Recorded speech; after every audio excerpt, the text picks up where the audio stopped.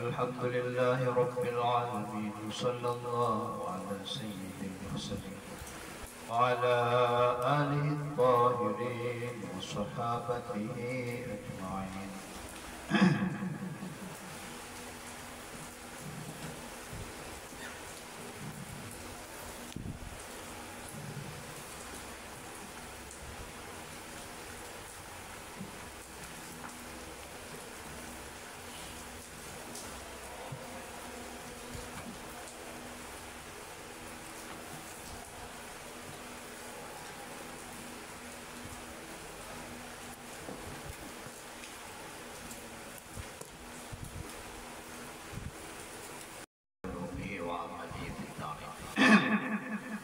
Faslun. Fa'amma idza zada 'alal ma'mur bihi. Ito yung mas'ala pag ginawa natin yung utos, nagawa na ba natin, nagampanan natin, o kaya labas na ba tayo sa tinatawag na uhda, taklif, o kaya hindi pa. Ang ibig sabihin ng uhda to taklif, na yun yung question sa atin, o kaya sisingilin sa atin sa akhirat. Ibawa, luhur, nakapagsambayan tayo ng luhur. Anong nakapagsambayan tayo ng luhur, natapos natin na ayon doon sa utos. Ano kaya sapat na yun o hindi? Natatandaan natin na mayroong akal, mayroong utos na medyo akal, yung minimum mo pa basta nagawa na yun ay doon pasok yung amal. Dito naman, kung susobrahan natin, halimbawa, sinabi ng Allah sa Quran, hugasan ninyo ang inyong kamay. So yung hugas na yun ay nagtatagla yun ng isang beses, dalawang beses, tatlong beses. So kung maghugas tayo ng isang beses, sapat na kaya yun? Hindi pa. Ariw. Ayun yung sapat na kasi ginawa na natin yung hugas. Bakit tatlong beses? Kasi yun yung mga na dumating sa sunnah, sa hadis ng Rasulullah na naghuhugas siya ng tatlong beses. So ano kaya yung pangalawa, yung pangatlo? Yung pangalawa, yung pangatlo, nasa hukom sa madhab natin na yun ang sunnat. Yung una lang na yun ang wajib. So yung una na yun, yun ang tinatawag na aqallul ma'mur. Yun ang minimum na ipinagutos. Aqallul ma'mur. Yun ang minimum na ipinagutos. Yan ay kung magawa natin yung pinaka-minimum na yun, ligtas na tayo sa kasalanan. Gitiman kharajna an uhdatit taklif. Ligtas na tayo sa kasalanan. Hindi na tayo po-questionin sa kabilang buhay. Ang i-question na lang sa atin yun na kung hindi tama yung paggawa natin.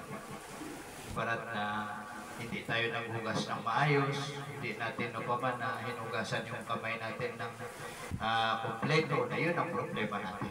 Pero kung yung pangalawa, pangatlong beses, na yun yung tinatawag na ziyada, sobra. Sobra. Halimbawa ng ruko. Ano ang aqallul ruko? Ano ang minimum na pagruko? Na yung yuyuko ka na umabot yung dalawang kamay mo dito sa tuhod mo, ariw, hindi aqallul ruko. Kahit hindi masyadong nag-straight yung likod, hindi sunan niya na straight yung likod.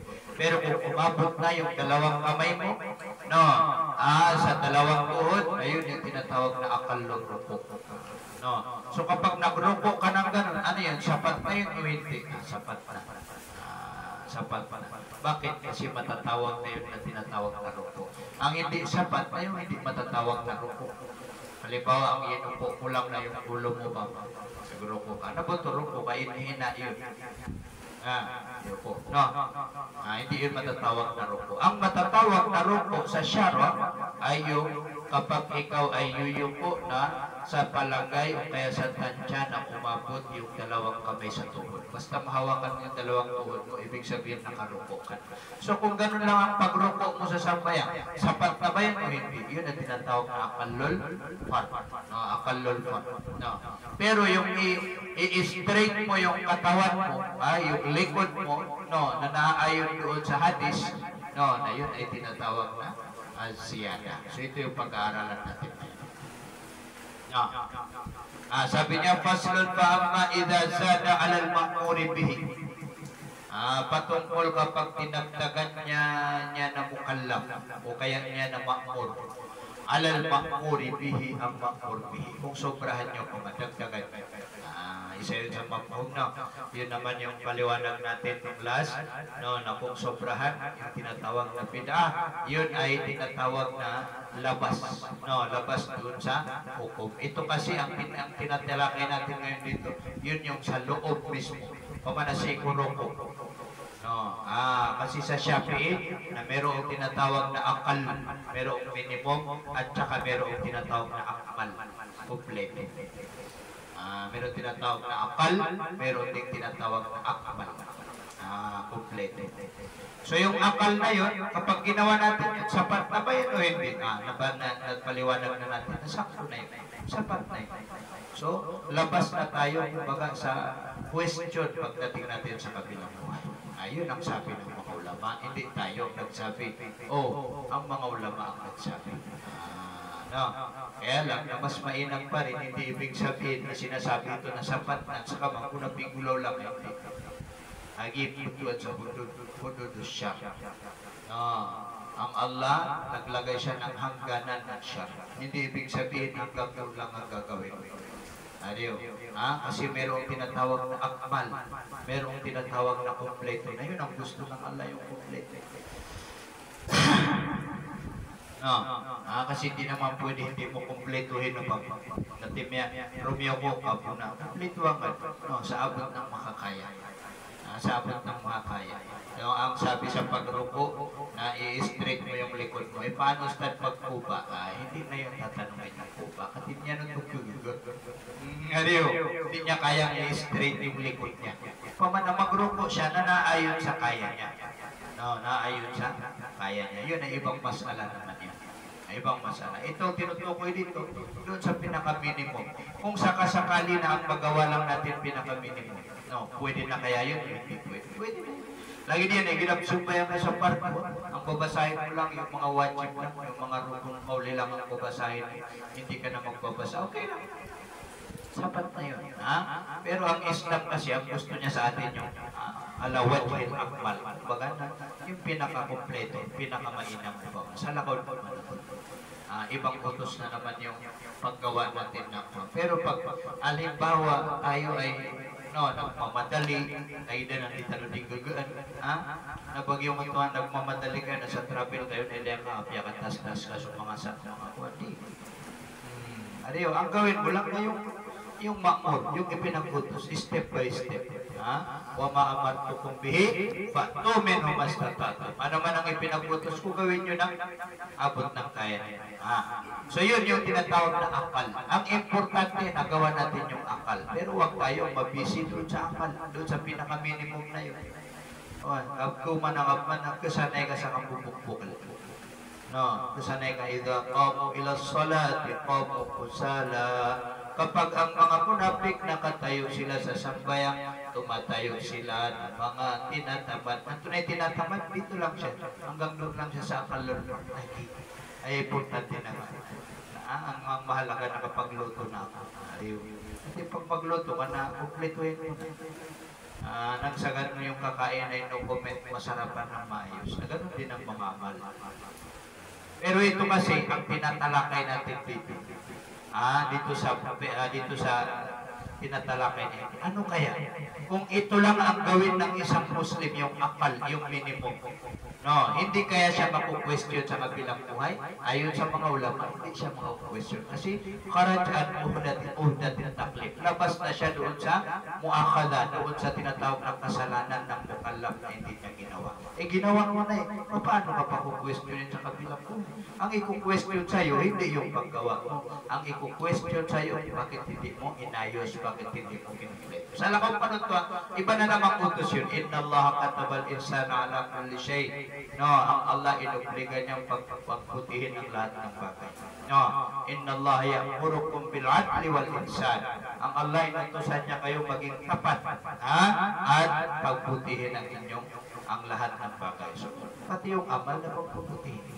Kung pagpuputihin mo yung abdas, magugas ka ng 3 beses. Kung pagputihin mo yung ruko, magruko ka na, straight yung likod. Kung kaya mo. Darating tayo rin sa masala istitoan na naman. Kung kaya natin o kaya hindi natin, kaya. No. So ang masala dito, kapag dinagdagan ko yan, inubos ko yung kumbaga na yung paghugas, ginawa ko tatlo, yung nagrupo ako talaga, no? Ano kaya ang mangyayari?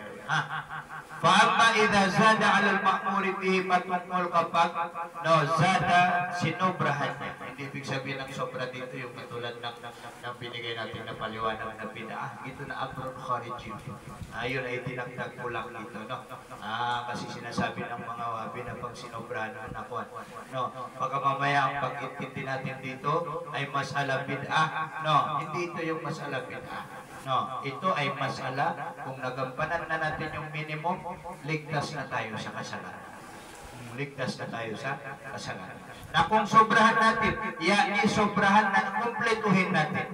Gitimanan yan eh. Kumpletuhin natin. Itong pasal na ito ay nagsasabi na susobrahan yung akal, yung pinaka-minimum na wajib.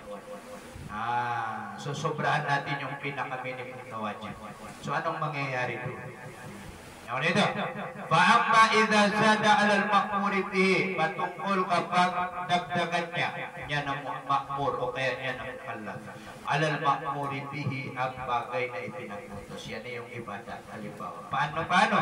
Bi an ya'murahu birruku. No. Sa palagay na utusan siya na magruko. Utusan siya na magruko. Na fayazidu na sobrahan niya. Yan na ma'mur. Ala ang bagay yaqa'u, no, na tatama alayhi sa kanya na al-ismu, yung pangalan. Yan ismu ruko, yung pangalan ng pagruko. Ismu ay ismu ruko. No, dito sa number 7 sabi niya ismul ma'mur bihi. Al-ma'mur bihi na ruko, sa atin dinirekta na natin yung pangalan ng ruko. O pamana sinobrahan niya yung bagay, ito minal qadr, tansya. Yung tansya, natatama sa tansya na yun yung pangalan niya, yung pangalan ng ruko. Pamana sinobrahan niya. Sinobrahan niya yung pagruko, pama. Ang ibig sabihin ng sinobrahan niya yung pagruko, kasi ang sa atin, na kapag umabot na yung dalawang kamay sa tuhod, na yun na ang tinatawag na akalong ruko. Na pag sinumobra pa doon yung halimbawa, yun yung tinatawag na inutusan tapos sumobra siya. Nasakat al-fardu anhu, na malalaglag al-fardu anhu ang wajib mula sa mukallaf ma'mur biadna sa minimum bagay tansya qadar yaqa'u tumama alayhi sa kanya naman al-ismu yung pangalan. Paano yung sobra? Waziyadatu ala dhalika tatawu'un. At yung sobra doon sa nabanggit, dhalika ay at nama yaqa'u alayhi al-ism, inanaad na naakal. No, natatawu'un sunnat. Yung tawag ko man yan sunnat. Kaya nga sa atin, magugas ka ng kamay 3 beses na yung pangalawa yung pangatlo na kukuman yan sunnat. Sunnat ito. Na la yadkhulu fil amr, hindi kasama sa utos. At dito sila makikilap na naman. Hindi daw kasama yan sa utos. Hindi daw kasama doon sa ipinag-utos. Sabi ni Musannif rahmatullahi alayhi, yung paghugas ng dalawa na pangatlo na hindi doon kasama sa utos, yan yung utos na nangangahulugan ng wajib. Di ba yung utos na dalawa? Nabanggit na natin ang utos dalawa. Merong utos na wajib, merong utos na sunat. Katulad din ng bawal, na dalawa din ang bawal. Merong bawal na haram, meron din bawal na makruh. Nasaya na, hindi pasok siya. Siya na az-ziyada fil amr, doon sa utos. Yan yung utos na nangangahulugan ng wajib. Na ba nangangahulugan ng sunat? Kasi nakutos. Kasi ngayon, ang tinatalakay dito, yung amar, yung utos. Yung utos. Na yung utos-utos, na ang hakiki ng utos na wajib. Yun ang hakiki niya. Na kung merong mang utos na nangangahulugan ng sunat, na majazi. Majazi. So kapag hindi mo ginampanan yung pinaka-minimum na wajib, hindi mo ginampanan yung pinaka-minimum na wajib, ay hindi ka nakapasa. Hindi ka nakapasa. Alay na may kapag-exam. No, yun sa school na pag umabot ka ng 75, masali ka na. Ariyo, pero yung 76, 77, 78 hanggang sa pataas 90, nasobra na yun. Mas maganda yun kung baga ganun. No, pero pag 75, pasok ka na. Yun ang tinatawag na akalol grade. Minimum na grade. Pero pagdating ng 74, bagsak na. Ariyo. So sabi niya dito, sapat al-farbu'at. Malalaglag, yan yung mawawala. Ibig sabihin na mawawala yung paghiling sa kanya. Kumbaga na dahil sa nagampanan niya yung utos na sakat al-farbu'an, mawawala mula sa kanya ang wajib, pagkawajib, no, biadna sa pamamagitan ng minimum bagay. Yan itansya palagay qadar yaqa'u, no, na tumama alayhi sa kanya naman al-ismo yung pangalan. Wa ziyadatu tatawu ala dhalika tatawu. Na yung higit pa doon sa nabanggit na adna, natatawuun sunnat lamang. La yadkhulu bil amar, hindi papasok siya na dhalika na ziyada, no, bil amar, doon sa utos. Yan yung utos na nangangahulugan ng wajib. Ayaw, kailangan ng takdiran nyo yan, utos na nangangahulugan ng wajib. Wapalabadun nasi. Ilan sa mga tao, sabi nila, al-jami'u wajib. Ang lahat ng iyon wajib. Kumanag yung tatlong. Yung tatlong hugas na yun, lahat ng wajib. Dahilun bil amr, pasok yun sa utos. Ariyo, pasok sa utos. Yan yung utos na, utos, anong utos? Pasok doon sa utos na amar na nangangahulugan ng wajib. Wahada batilun, at ito ay makalahu batunas na batilun mali. Batilun mali. Bakit? Lian na mazada alal ismi, dahil ang bagay na zada na sumubra siya na bagay alal ismi sa pangalan ay ismil ma'mur, no, bihi na yajuzu lahu tarkuhu, pwede lahu para sa kanya, para sa makmur, tarkuhu, iwanan siya. Pwede iwanan siya na bagay. Tarkuhu, tarkuma. Yung susobra doon sa pangalan, pwedeng iwanan. Yan pwedeng hindi gawin. Alal itlaqi. Alal itlaq, yan ay mutlakan. Alal itlaq ay mutlakan. Ibig sabihin, pangkalahatan, pwede. No, pwede sa pangkalahatan. Tingnan mo nga dito, alal itlaq ay sawaun ka na udran, adla. Parehas kung may udyur yung tao o wala. Tunayad na udyur yan. Yung udyur niya na masakit ang likod niya, halimbawa. Hindi siya makaruko ng straight pa ba? Okay yun.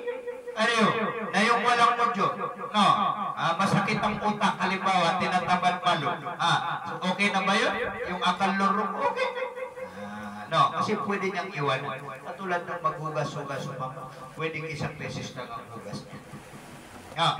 Fa'idha fa'alahu, no, nakapag ginawa niya na mukallaf, niya na ma'mur, siya na zada alal ismi, yung susobra sa pangalan ng isang ipinangutos. Alam niya kung wajiban, hindi ang lagay niya na mazada alal ismi na wajiban, hindi yun wajib, kasairin na wafili, tulad ng lahat ng mga sunat-sunat ng mga amal. Alay no ba mo sunat ng mga amal? Ano pa yung mga sunat ng mga amal? Katulad halimbawa, pagsujud, merong pinabasa doon. Magbasa ka doon o hindi ka doon magbasa na okay na. Ang importante ikaw ay nakasujud. Agit yung mahalaga. Ayun ang tinatawag na akal. Yan ito.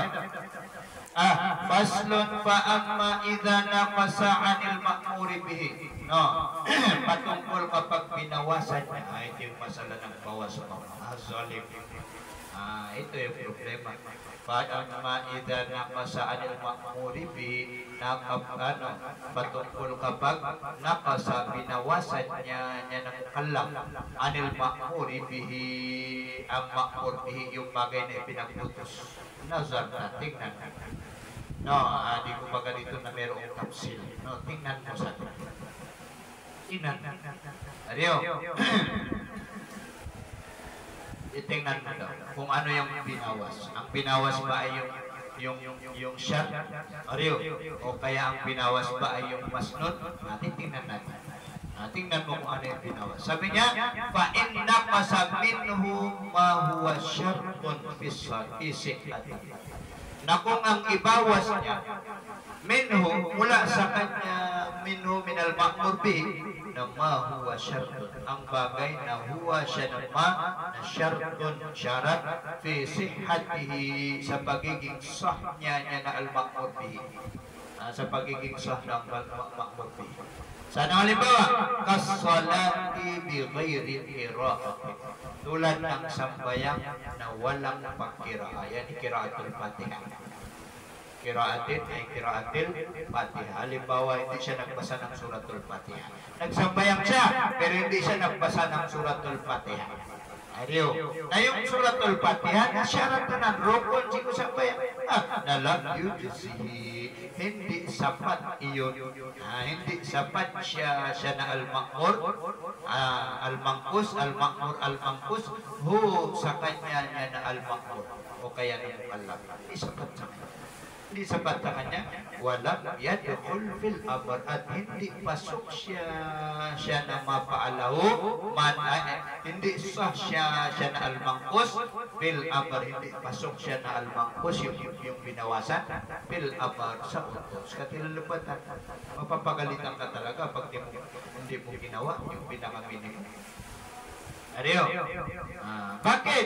Bakit hindi pasok sa utos? Li'annahum, dahil katotohanan siya na al-ma'mur, na lam ya'ti bil ma'mur. Hindi ginampanan niya na al-ma'mur bil ma'muri bihi, sa ang bagay na ipinag-utos, alal wajhi, sa paraan, alal wajhi, sa paraan, alladhina umira, inutusan siya ng mukallaf bihi, billadin, o kaya bilwajh, doon sa paraan. Dahil sa hindi niya ginawa, kasi yun ay syarat na hindi niya nagawa. Saan mangyayari? Hindi ulitin niya, kaya di sa doon lilitaw yung kumbaga na doon lilitaw yung istilah na isa. Hindi isa. Damasahod. So dahil sa hindi masah, hindi mo jizin. Ariyo, doon sa bag sa likod, tingnan nyo man, al-ijza. Yung tinatawag na ijza il-ma'mur bihi. Merong mga ulama na dalawa daw ang kaulugan ng ijza. Ijza, unang-una, labas ka sa udatul taklif. Ariyo, labas ka sa udatul taklif. Pangalawa, nalabas ka doon sa pag-uutos na magpagawa. Hindi man na ijza. Labas ka doon sa udatul taklif, labas ka doon sa kasalanan. Pangalawa, labas ka doon sa uutusang ulitin o kaya ipatot. Tapos na, nakagibas na pero na lang yung ijzihin, pupasok na naman yung dalawang kaulugan ng ijza. So yun pa, ano yun? Hindi ka ligtas sa kasalanan. Mario, isa. Pangalawa, uutusan ka ulitin o kaya ipatot. Ay hindi, manan yan, hindi sapat. Yan nito. Wa inna qasamin umalay sa bisyarte, na kung bawasan niya, yan ang mukallaf, minhu minal ma'mur bihi, malay sa bisyarte, ang hindi wajib, ang hindi syarat. Nandun sa tawag dito yung mga tarif niyan, yung syarat, yung rukun, haliw. Sana halimbawa, katasmiyati, tulad ng pagbibismillah, fit taharati lang. Halakaw ng tasmiyah, fit tahara, sa pag-aabdas. Fit tahara, sa pag-aabdas. Na ajza'ahu, sapat siya ng al-mangkus, sa kanya niya na ma'mur, o kaya mukallaf, fil ma'muri bihi, sa bagay ni pinagtutos. Bakit? Kasi hindi naman syarat ng pagbabasay, pagbismillah sa pag-aabdas. Ang question ngayon, wahal yadkhulu dhalika fil amr, na bakit pasok ba iyon dalikal mangkus, yung ibinawas na dalika yung mangkus, yung binawasan, fil amr, pasok ba doon sa amr, sa utos? Pasok ba yun? Yung ibinawas mo, pasok ba? Kasi doon una, kapag ginawa mo yung minimum na utos, Pasok ba yun sa utos? Pasok. Diba sinabi niya, no? Ngayon, yung ibinawas mo na yun, pasok ba yun sa utos? Hindi pasok sa utos. Eh? Yung ibinawas mo, pasok ba sa utos? Hindi pasok sa utos. Yun na. Yun ang tanong. Az-zahiru min qawli ashabina. Ang zahir mula sa kaul ng mga ashab natin na Shafi'i, la yadkhulu bil amr. Hindi daw pasok. Hindi pasok siya na al-mangkus yung ibinawas. No, bil amr sa utos sa mismo. Nabon mapa. Nariyo, nabon mapa. Bakit isasama mo sa utos? Hindi naman niya ginawa. Ang utos na, ang isasama sa utos na yung ginawa niya. Ariyo, na yung hindi niya ginawa, bakit isasama sa utos? O pamakambala sa susubuan na, no? Wala ashabu hanipata. No. Sabi niya ni Imam Abu Hanifah, mga ashab ni Imam Abu Hanifah, yadkhulu bil amr, masuk daw sa utos. Sabot niyo halimbawa ako, nag-abdas, kasama ang bismillah. Ariyo, na kayong bismillah sa hukom niya sa atin, babisi sana pinasunat. Mas mustahab. Nabakirang wajib yung pag-bismillah kapag mag-aabdas. Ariyo, ang tanong ngayon, yung hindi ko pag-bismillah, pasok pa sa utos o hindi? Sabi ng Shafi'iyya, hindi pasok sa utos. Sabi ng mga Hanafi, pasok sa utos. Bakit pasok sa utos? Kinanakilam-lam diyan. Bakit may pasok sa utos? Sa atin, hindi daw pasok sa utos. Sa kanila, pasok sa utos. Sa kanila, pasok sa utos. Anong paninindigan ng mga Hanafi? No. Anong paninindigan ng mga Hanafi? Ang paninindigan ng mga Hanafi, no, na dahil sa iyong pagbibismillah ay ipinag-utos na gawin sa loob ng sampayan ay sa pag-aabdas. Ariyo, kahit ang hukom niya sunat, ayun ang paninindigan nila. Kaya nasasabi namin na pasok yun sa utos. Sa atin na yun. No, kasi pag once na binawasan mo yung utos, ay ako kumanyan ng kanumak. No. Kasi di ba dalawa yung utos, no? Ang utos unang-una wajib, pangalawa sunat. Na kapag ang ibinawas mo wajib, di ko ba? Hindi isa. Ariyo, hindi isa. Pag ang binawas mo na sunat, na yung pag-iwan mo sa sunat, tanong na niyo, makro. So dahil doon, na ang makro, ibalik na natin doon na kaya masyadong malalim ito. Ibig sabihin na ang makro pala, kasama sa utos hindi. Sa utos hindi. Di ba yung makmur dalawa? Ang pinag-utos, dalawa, wajib, sunnah. Saan kasama ang makro? Sa pinag-utos o sa pinagbawal? Pinagbawal, lariw. Ito ang witindag tanong. Nariyo, yung sa kanila, kasi inutos mag-bismillah, kahit hindi ka mag-bismillah, pasok pa rin yung sa utos. Nariyo, na sa atin, na kapag hindi mo ginawa yung bismillah, hindi, yun pasok sa utos. So, bakit papasok sa utos? Ang pag-iwan ng sunat na makro. Ang pag-iwan ng sunat ay makro. Na ipinagbawal ang pag-iwan sa sunnah ay makruh, ipinagbawal. Tingnan mo nga dito, wahada ghayru sahih. At ito sabi niya ay hindi tama. Bakit? Li'an al-makruha, dahil katotohanan ang makruh. Ano naging makruh? Hindi niya ginawa Ariyo, hindi niya ginawa yung sunnat, ay ako kumanyan makruh. Tandaan niyo yan, kasi ang kabaliktaran ng sunat na makruh, ang kabaliktaran ng wajib, haram. Ariyo, ang kabaliktaran ng wajib, haram. Ang kabaliktaran ng sunat, makruh. Ariyo, pero hindi ibig sabihin na ang kabaliktaran ng maharam na wajib, Ariyo, nabayamanan yan ito, katulad yung pinag-aralan natin na al-amru bisyay, nahyun, an bidbihi. Al-amru bisyay, nahyun, an bidbihi.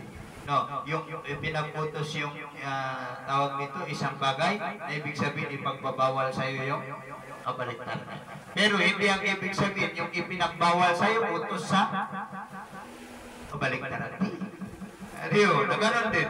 Yung makro, kung gawin mo yung makro, na hindi ang kabalik, kung hindi mo gawin ang makro, na ibig sabihin na sunat. Hindi ganun ang hukom niya. Pero, kapag ang iwanan mo ay yung sunat, automatic na ang hukom niya makro. Kaya masabi niya dito, li'annal makruha, dahil ang makro na manhiyun pinagbabawal yan. Katulad ng haram. Ang haram din pinagbabawal. Fala yajuzu na hindi pwede an yadkhula na pumasok siya na al-makruh fi lafzil amr sa salita utos. Kasi yung utos, yung makruh nakasama sa mga mani, kasama sa pinagbawal na paano mo ipapasok yung pinagbawal doon sa yun ang paninindigan niya. Sa Hanapi na hindi naman ganun ang paninindigan ng Hanapi. Ariyo, ang paninindigan ng Hanapi, gawin mo man yan o hindi mo gawin ang sunna na kung tutuusin na nandoon pa rin yun sa kahulugan ng utos. Nandoon pa rin sa kahulugan ng utos. Yun ang ibig sabihin niya. Na sa atin kasi, vice versa. Ariyo, inaliktad natin. Darating tayo sa Babkiyas. No, doon sa Babkiyas, meron doon tinatalakay patungkol sa pagbaliktad. Ariyo, doon sa Babkiyas, meron tayo doon maabutan na tungkol sa pagbaliktad ng isang gawain. Ariyo, yun ang itinitira ng Shafi'i sa Hanafi. Baliktad din nila Hanafi. Pero kung tutusin na ito na konti lang ang papananaman. Pero kasama ba sa utos? Hindi. Sabi ng Hanafi kasama. Bakit? Noong hindi ko pa ginagawa yun, inutusan ako. Mag-abdas ka. Doon kasama sa pag-abdas, na yung mag-bismillah ka sa pag-abdas. So sa tingin nyo, kasama sa utos, hindi kasama sa utos. Kasama. Ariyo. Kung nakay sa atin na hindi, ang tinignan natin yung kahulugan ng hindi paggawa.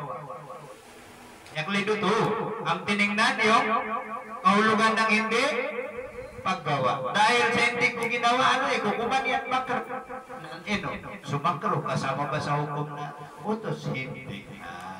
Kal muharrami, sabi niya tulad ng haram ay fi kaunihi manhiyan anhu. Kal muharram ay fi kaunihi manhiyan anhu. No, sa kalagayan niya na muharram na manhiyan anhu ipinagbabawal. Yaman yun na.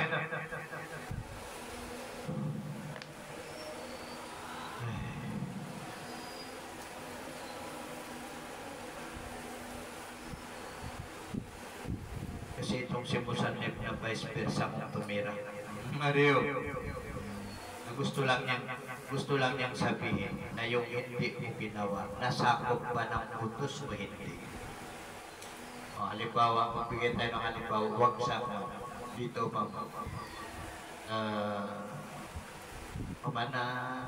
Pag ikaw ay binigyan na ng pagkain, sa bahay na ito, o kaya dito pa. Ano, kasama ba sa utos na hugasan mo na yung pinagkainan? Di ba kasama yun? Ariyo. Pero pag hindi mo ginawa, kasi inutusan kita, kumain kayo. Kain na kayo. Ariyo, barata. Yung mga tao sa bahay lang, huwag yung bisita. Baba na sa tanubutaw sa iyo, so lagi di ba? Ang ano doon? Kumain na. Kasama ba yan sa utos? Yung hugasan mo yung kinain. Actually, hindi naman yung kasama sa utos sa kahulugan niya. Ariyo, nasa Hanapi na pagpanira. Ariyo, isinama nila yun sa utos. Ariyo, doon lang sa kahulugan ng utos. Sa atin, hindi yung kasama ka. Hindi mo ba naiintindihan yung kumain? Kumain lang. Yun lang ang inutos sa'yo, kumain. No, kapag nakakain ka, naisagawa mo na yung utos. Giti man na karajda, ano datin taklif. So ang khilaf nila dito na lafti lang. Kumbaga na hindi lang nila pag-ayunan kung pasok ba sa utos o hindi pasok sa utos. Nakagigyan ng usuliran. Dumarating yung mga issue na lumalabas itong mga masala na ito. Nasipilay sa mga piki. Doon nakikita sa mga piki. Okay. Sa atin ang tinignan natin na yung kabaliktaran ng hindi yung buwan. Adiyo, dahil sa doon sa ako na makruh, kinamumuhian ka siyempre. Kuya kaya ko rin. Na, kumiyan na doon yan muna bisong talam yan. Adiyo, ayun ang tinatawag na makruh. Tawag na makruh, kamumuhian yung kanyang gawa kasi hindi niya ginawa. Wallahu a'lam. Babu ma yadkhulu fil amal.